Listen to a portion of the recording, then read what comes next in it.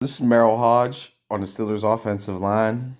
It's not pretty for the offensive line. It definitely ain't sweet. Merrill Hoge on the Steelers offensive line. You got people coming in there.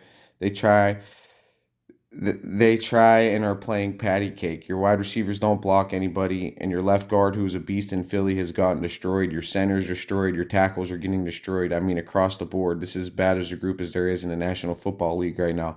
Unless they get better, you got no shot at getting better. We can quit pointing fingers at Kenny Pickett because if it doesn't get corrected, you're obviously not going to do anything offensively. 93.7 The Fan. So I think Merrill Hoge is a good analysis of talent. If you go back to his days at ESPN, I mean, he pretty much called Johnny Manziel. He's called a lot of people on the money about their careers and how good they'll be in the NFL. I mean, he called Manziel on the money. He said if you take that guy in the first round, you shouldn't even be in the NFL. You should definitely your talent judging abilities definitely need to be put into question if you make that move. He's pretty much judged Manziel as like a fifth or a sixth round talent. Just because he won the Heisman doesn't make him transition to the NFL. And the Steelers' offensive line is terrible. We're getting beat at the point of attack every time. They can't even run a simple fucking draw or a simple dive up the middle to gain at least 2 or 3 yards. You should be able to at least get some type of positive yardage in the NFL. And the offensive line literally is getting destroyed, demolished. It is literally, like he said, one of the worst in the NFL. There's no heart, there's no spirit, there's no nothing within the offensive line. They're just getting thrown around like rag dolls, destroyed, mollywopped. And like he said, it looks like they're playing fucking patty cake out there because they ain't doing nothing. They ain't getting a body on nobody. They're just getting thrown around like straight up rag dolls. And Najee Harris is getting hit in the backfield every single time.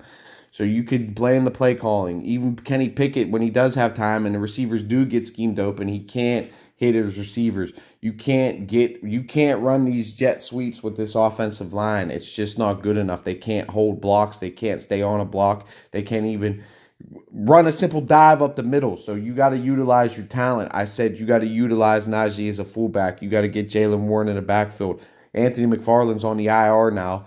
But there's a lack of speed on offense, but Jalen Warren has more speed to get to the edge, and you're trying to get to the edge with Calvin Austin and these end arounds, and an end around with Najee Harris is definitely never going to happen. Running a quarterback draw with Kenny Pickett's never going to happen. He doesn't have 4.3 speed. Some of these linebackers that are 250 pounds, 240 pounds, 230 pounds run 4.3 40s, 4.4 40s. Like, this is a league of speed, and you have to have the speed to get the fucking edge. And Najee Harris does not have that speed. And so you got to try to get Warren to the edge because Warren's got a little bit of a step on Najee and he can get the edge. And when he's in the open field, he can lower his shoulder. He can make a guy miss. He can do different things in the open field other than just lower his shoulder. And then you can get them too in the passing game out of the backfield too. They're both capable receivers. You got to utilize all the talent on this offense. We're without Deontay Johnson, one of our best receivers.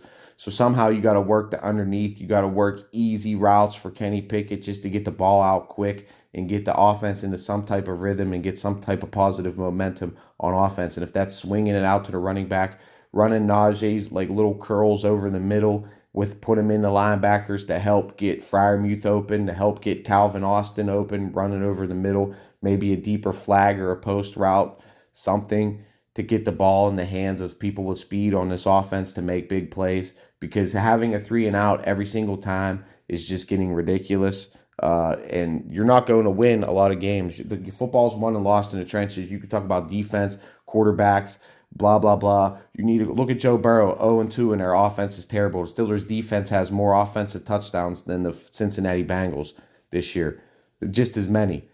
So it's football's a defense, offense, special teams game. I don't care what anybody says, and it's won and lost in the trenches. And that game was won in the trenches by the Steelers' defense and being able to make the plays and force turnovers and the playmakers being able to make plays because nobody did anything on offense. The Browns' offense at least was able to run the ball a little bit because their offensive line has some type of life. But Merrill Hoge is on the money. If there's the biggest blame, it's the offensive line. I'd say Mason Cole. He was getting beat every single time. The tackles got to get better. It's time to get Broderick Jones in the game. And Daniels and Daniels has to be better, and Samola has to be better. We went out there and got that guy for a reason, and he's got to get better, and we got to try to be able to run the ball at the middle, and we got to mix it up and get it to the outside and keep the defense at home. And if you have both of those backs in the backfield, it keeps the defense at home, and they'll have to stay more in their lane, hopefully, because Warren will get it going to the middle and loosen up the inside of the running games too. And then it'll take men out of the box because you got to be able to run the ball. And they're just stacking the box and they're giving Kenny no time. So when they're stacking the box, like Matt Canada said he's got to be able to, he can make checks at the line. So those are situations to where if you see something and they're stacking on you and you got a run called and you feel they're stacking, they're eyeing, they're keying on a run, that's when you got to hit Pickens. You got Pickens to hit him deep for a reason. He's our deep ball guy, and you got to take advantage of it. And you got to get him deep. You got to get Pickens deep.